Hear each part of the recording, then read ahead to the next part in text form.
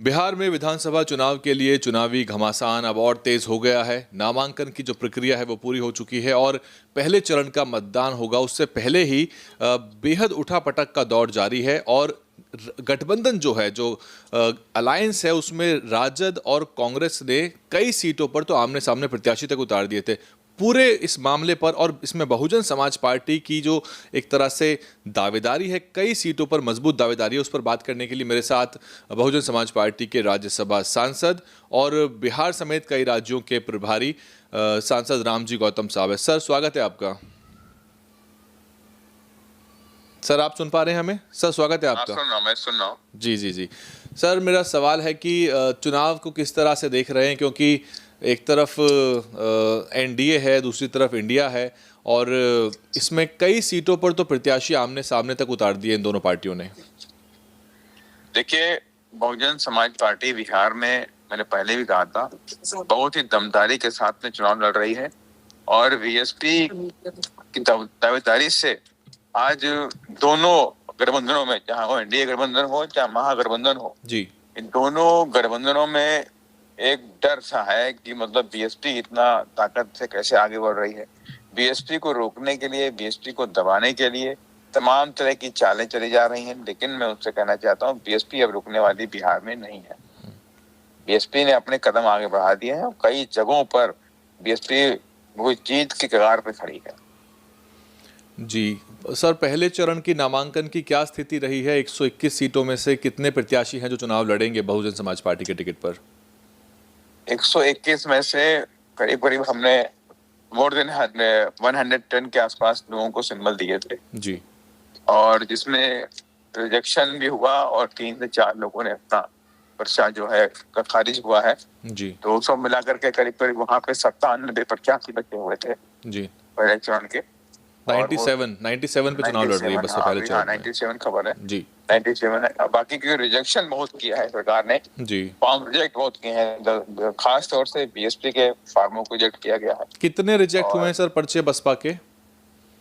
लगभग 17 फॉर्म की जानकारी अभी तक आ रही है। ओ, काफी बड़ा आंकड़ा है ये। हाँ, काफी बड़ा आंकड़ा है। तो इसमें कुछ बड़ी दिक्कतें थी या फिर छोटी मोटी दिक्कतों की वजह से भी खारिज हुआ है पर्चा? छोटे मोटे दिक्कतों की वजह से खारिज किया गया है, जो कई जगहों में तो हिडन था, उन्होंने चेकलिस्ट में शो भी नहीं किया था, वो पर्चे खारिज कर दिए। तो स्क्रूटनी में भरा जाता है तो देखने का मौका नहीं मिला सर प्रत्याशियों को कि क्या गलतियां हैं? कई जगहों पे मौका नहीं मिला, कई जगहों पे उनको डॉक्यूमेंट नहीं लिए गए। ये सारी चीजें हम लोगों ने माननीय चुनाव आयोग के पास भी गए थे और उनको बताने का भी काम किया था इससे कि दिक्कत बीएसपी के प्रत्याशियों के साथ क्यों किया जा रहा है। तो उन्होंने जवाब दिया कि बीआरओ का ही सारा पावर होता है, तो उसमें हम कुछ इंटरफेयर नहीं कर सकते, आप इलेक्शन पिटीशन में जा सकते हैं। तो इस तरह से बात उन्होंने बोली है, लेकिन कुल मिलाकर के कहीं ना कहीं से ऐसा प्रतीत हुआ कि जो लोकतंत्र की जो बात करती है ये चुनाव आयोग, उसमें कुछ हमें अच्छा नहीं लगा कि अगर हम जिस पर चुनाव की बात करते हैं तो सारे लोगों को मौका मिलना चाहिए। राष्ट्रीय पार्टी हमारी है और राष्ट्रीय पार्टी के प्रत्याशियों को अगर इस तरह से माइनर मिस्टेक में या हल्का सा भी कोई कमी रही या उनको टाइम नहीं दिया गया प्रॉपर, या उनसे उनका डॉक्यूमेंट नहीं दिया गया इन टाइम, तो ये कमी कहीं ना कहीं से चुनाव आयोग की मानसिकता के लोग वहाँ बैठे हुए थे जो नहीं चाह रहे थे कि बीएसपी के प्रत्याशी आए, बीएसपी लड़े चुनाव यहाँ पर।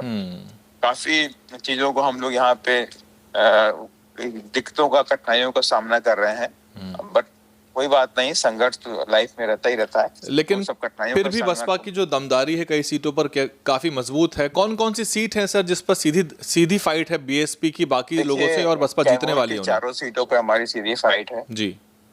बक्सर में हम 3 सीटों में फाइट कर रहे हैं, सीधा फाइट दे रहे हैं। सासाराम की 4 सीटों पर हम सीधा फाइट दे रहे हैं। गोपालगंज की 3 सीटों पर हम सीधी फाइट दे रहे हैं और वैशाली की 1 सीट पे हम सीधी फाइट दे रहे हैं। छपरा की 1 सीट पे हम वहाँ फाइट सीधे दे रहे हैं। इसके साथ ही जो हमारी सीतामढ़ी की है बेलसंड है, वहाँ सीधा फाइट दे रहे हैं। शिवहर पे हम सीधा फाइट दे रहे हैं, झाझा में हम सीधा फाइट दे रहे हैं, फुलपरास में सीधी फाइट दे रहे हैं। तो करीब करीब हम 20 सीटें ऐसी हैं जहाँ हम सीधा मुकाबला इन दोनों दलों से कर रहे हैं और जहाँ पर बीएसपी जीतने की दाई लड़ रही है और जीतने के कगार पर खड़ी है। कुछ टिकट में भी देखने को मिला कि बसपा के टिकट लेने की भी होड़ थी। बहुत सारे अन्य पार्टियों के कद्दावर नेता भी बसपा की तरफ भागे चले आ रहे थे। कौन कौन सी सीट रही सर ऐसी? देखिए, कई सीटों पर भी हमारे कद्दावर नेता आए हैं और जैसे मैंने बोला कि बेलसंड है, वहाँ पर कई बार के 4 से 5 बार के विधायक अच्छा। वो आए, और एक सीट हमारी है शिवहर है, वहाँ पिछले 2 बार के विधायक हैं सफरुद्दीन जी, जी। वो हमारे यहाँ है, वो टिकट लिए हैं। झाझा में हमारे एक प्रत्याशी है, और जो 4 बार विधायक रहे, उनके बेटा प्रत्याशी है हमारा शिवराज यादव।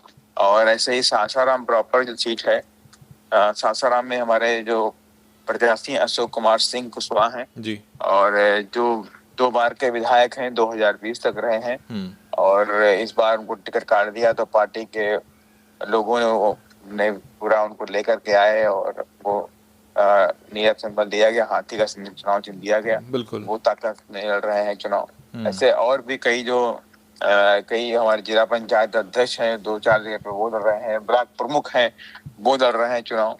तो ऐसे कई सारी हस्तियां हैं जो ताकत के साथ में चुनाव कुल लड़ मिला रही हैं। के अच्छे प्रत्याशी जो हैं बीएसपी की तरफ आए हैं चुनाव लड़ने के लिए, मोटे तौर पर देखा हाँ, जाए नो तो। डाउट अच्छे प्रत्याशी आए हैं। जो एक हेजिटेशन था कि बीएसपी में जाएंगे तो ऐसा है वैसा है, वो हेजिटेशन नो डाउट इस बार खत्म हुआ है, और बहुत से ऐसे लोग, चाहे हर समाज के हर वर्ग के लोग, चाहे वो राजपूत समाज से रहे हों, चाहे भूमियार समाज से रहे हों, चाहे ओबीसी की विभिन्न जातियों के लोग रहे हों, चाहे ब्राह्मण समाज के भी लोग रहे हैं, सभी लोगों ने मतलब बहन जी का सम्मान किया, बहन जी के जो बहन जी को रिस्पेक्ट किया, और सभी लोग बीएसपी का सिंबल लेने के लिए इधर आए। यूपी के बॉर्डर से लगी जो सर 8-9 सीटें हैं वो महत्वपूर्ण रहती हैं, काफी वहाँ मुकाबला बड़ा रोचक होता है। बसपा भी पिछली बार उनमें से शायद एक सीट जीत के आई थी। क्या है इस बार सर वहाँ समीकरण, क्योंकि बहन जी की जो रैली हुई लखनऊ में, उसकी लखनऊ का असर तो सर बिहार में पड़ेगा जरूर, जहाँ तक नजर आ रहा है। देखिए, लखनऊ की रैली का जो महारैली का जो असर है, नॉट ओनली बिहार, मेरी समझ से पूरे देश में फर्क पड़ रहा है। आज पूरे देश सर थोड़ा में तेज बोलिए, निवेदन है नई मेरा ऊर्जा आपसे, का थोड़ा सा संचार तेज हुआ है। बोलिएगा, निवेदन है जी। मैं कह रहा हूँ कि बिहार की जो महारैली, लखनऊ की जो रैली है जी। उस महारैली लखनऊ की रैली का जो इफेक्ट है वो पूरे देश में है, और पूरे देश में कार्यकर्ताओं के में नई एनर्जी का संचार हुआ है। बिल्कुल। और लोगों में पॉजिटिव थिंकिंग बनी है पार्टी को लेकर के। जो लोग बोलते थे बीएसपी खत्म हो गई, बीएसपी कुछ नहीं है, अब उन सबको नए सिरे से सोच के बोलना पड़ रहा है कि बीएसपी कभी खत्म नहीं हो सकती, बीएसपी तो और आगे बढ़ रही है। बिल्कुल।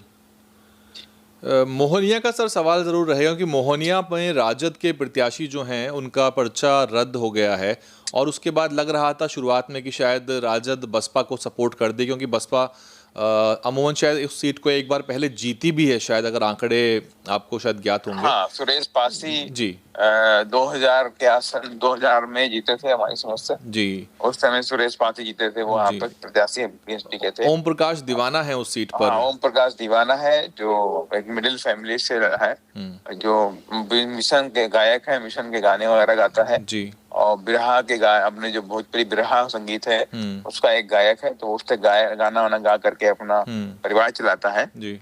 और मिशन के गायक भी गाया है, मिशन के लिए भी वो पर राजद ने सपोर्ट नहीं किया सर बसपा को। राजद ने रवि पासवान वहाँ निर्दलीय प्रत्याशी हैं। सपोर्ट नहीं है, तो बात है नहीं, कोई भी पार्टी ये नहीं चाह रही कि बीएसपी बिहार में अपने पैरों को फैलाए। उन्हें लगता है कि अगर बीएसपी बिहार में आ गई तो ये तमाम तरह की बातें करेगी, यहाँ सामाजिक परिवर्तन की बात शुरू हो जाएगी, सामाजिक न्याय की बात शुरू हो जाएगी, यहाँ पे शिक्षा की बात शुरू हो जाएगी, यहाँ नौकरी की बात शुरू हो जाएगी। जो गुंडे मवाली जो घूम रहे हैं, जो जंगल राज सा माहौल है, इसे पूरी तरह से खत्म कर दिया जाएगा। तो तमाम बातों को लेकर यहाँ तमाम पॉलिटिकल पार्टीज हैं डरी हुई हैं, वो नहीं चाहते कि बीएसपी यहाँ पैर फैलाने पाए। बसपा बनाम भाजपा हो ही रहा था मोहनिया की सीट पर, लेकिन अब भी बताया जा रहा है कि सीधी फाइट जो है वो बसपा और भाजपा की। उसमें तमाम तरह के प्रयास किए गए, लेकिन उसके बाद भी आज बीएसपी से ही कैमूर की 4 सीटों पर जिसकी भी फाइट होगी वो बीएसपी से ही फाइट होगी, और मुझे पूरी उम्मीद है कि हम ये 4 सीटें हम जीत करके हम माने बहन जी की झोली में डालने का काम। सर मेरा कंक्लूडिंग सवाल है, मैं रैप अप कर रहा हूँ, बहन जी की रैलियां कितनी होंगी, कब कब कहाँ होंगी, कुछ जानकारी आप दर्शकों को दे पाएं? देखिए, अभी तो माने बहन जी की एक रैली हमारी फिक्स हुई है, 6 तारीख की फाइनल हो गई है कैमूर के जिले में, भभुआ में, और बाकी का प्रोसेस में है। आकाश जी की हम रैली लगा रहे हैं, आकाश जी के करीब करीब ज्यादा प्रोग्राम लगाए जा रहे हैं, तो इस तरह से प्लान किया जा रहा पूरा। बहुत शुक्रिया सर। माने बहन जी नहीं जा पाएंगे तो वहाँ आकाश जी जी बहुत बहुत शुक्रिया सर डीएन हिंदी से बातचीत करने के लिए। हम बिहार पहुंचेंगे तो ग्राउंड की आपको ज़मीनी सच्चाइयां दिखाएंगे जो टीवी की मीडिया नहीं दिखा। सर बहुत शुक्रिया आपका। जी धन्यवाद। DNN हिंदी को सब्सक्राइब करने के लिए दबाएं लाल रंग का सब्सक्राइब बटन और घंटी का बटन दबाकर ऑल नोटिफिकेशन पर क्लिक करें। चैनल को जिंदा रखने के लिए नीले रंग का ज्वाइन बटन दबाकर चैनल को आर्थिक सहयोग करें।